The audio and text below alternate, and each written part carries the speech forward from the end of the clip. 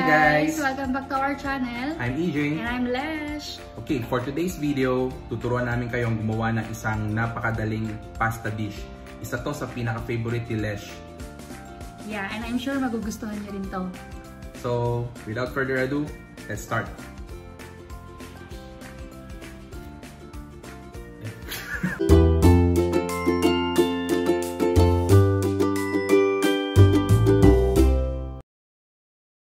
Ang name ng dish na to is Aglio e Olio.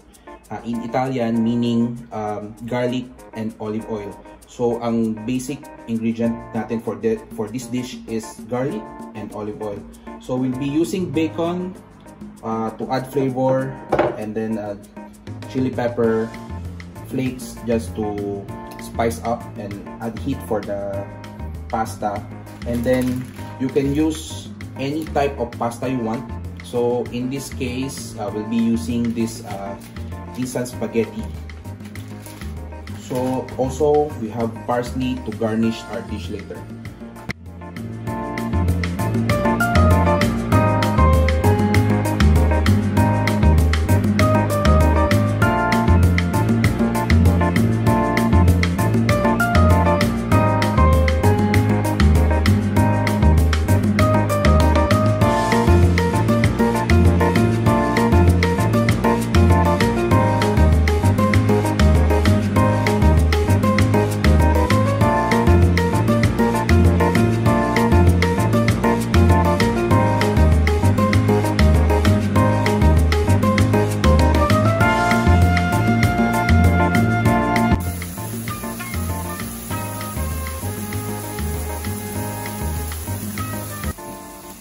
Okay, habang hinihintay natin maging golden brown yung bacon natin, mag-prepare na rin tayo ng fresh chopped parsley. So later, gamitin natin to para sa garnishing ng ating pasta dish.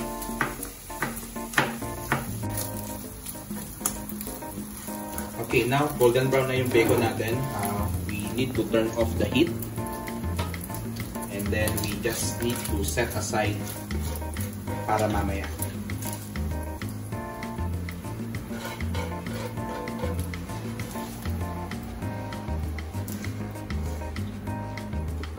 Okay, so usually, yung pan, hinahayaan ko lang yan dyan mag-set or lumamig. And then, dalagyan ko ngayon to ng about 4 to 5 teaspoon of olive oil. Importante to na ilagay nyo yung olive oil na walang apoy. So, later, when we put the garlic, hindi ito masusunog. So, ayan, kumukulo na yung tubig natin. Lagyan natin ng about 2 tablespoon of salt. Tapos yan, ilagay na natin yung pasta natin.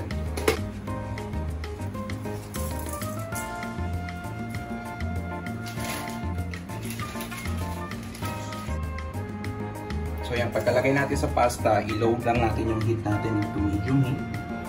Then, hayaan lang natin to mag-boil for 6 to 7 minutes.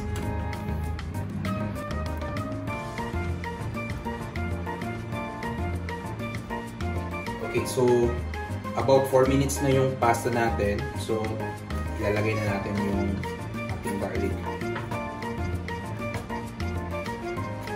So, ngayon, di pa natin to binubuksan yung apoy. So, hayaan lang natin mag-sit yung garlic dyan.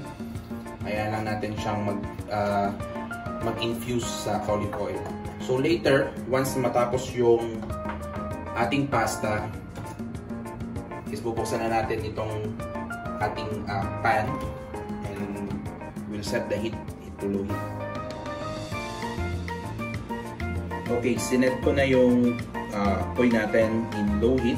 So, hayaan lang natin na ma-build up yung temperature, and then hintayin natin mag-slightly golden brown yung garlic natin.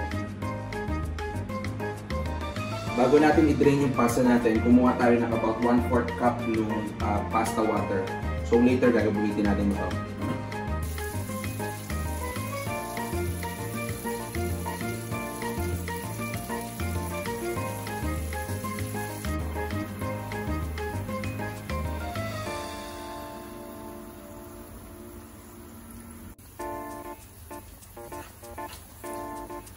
Pag nag-start na mag-golden brown yung garlic natin, maglagay na tayo ng crushed red pepper.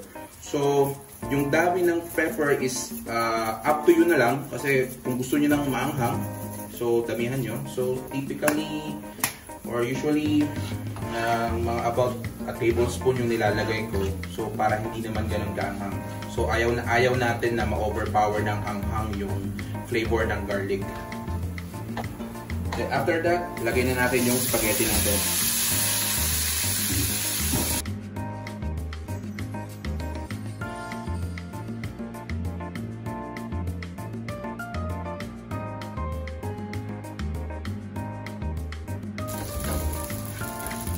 And then, lagyan lang natin yung natirang pasta water kanina.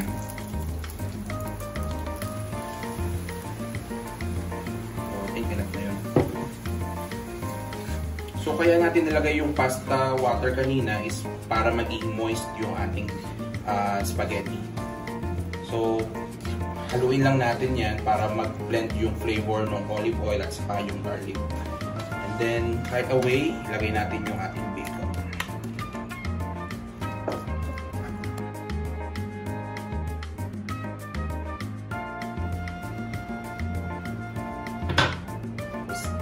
Halo lang natin yung ating parsley.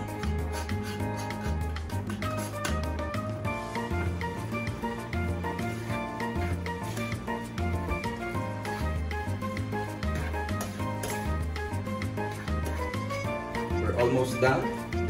Kailangan na lang natin is i-prepare ito or i-plate natin.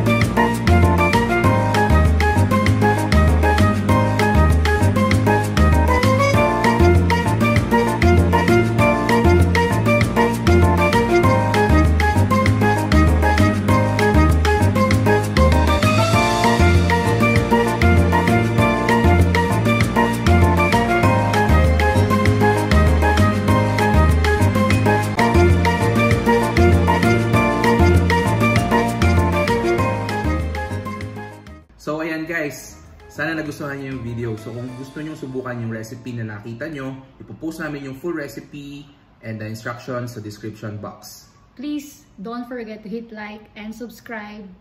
So see you in our next video. Bye. Bye.